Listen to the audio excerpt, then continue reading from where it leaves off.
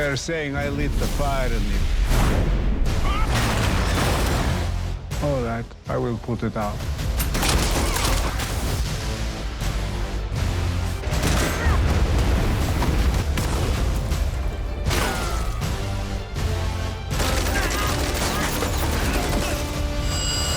I expected something legendary. I think what makes a good action film is a simple idea.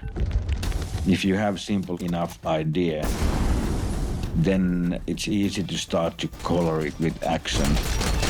What I really wanted to do is to have more speed. We are using all kinds of vehicles. Jalmarilla on paljon ideoita. Vauhdikas. In Sisu 1, it's really easy. Atami finds gold and he tries to get the gold to bank, but there are Nazis who are trying to stop him. Atami on tavallinen suomalainen mies.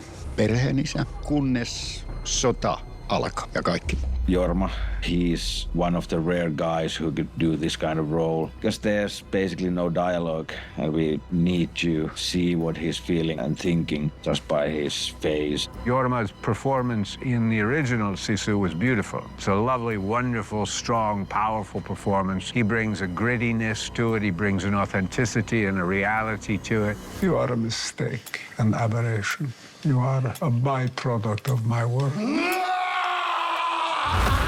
Yegor, he's a brutal man. To Yegor. Yegor!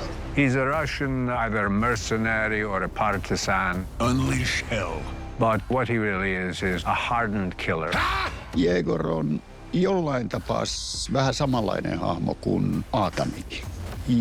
Ja hänellä on, ja Atamilla kummallakin on niin kuin selvittämättömiä asioita. Was that your revenge?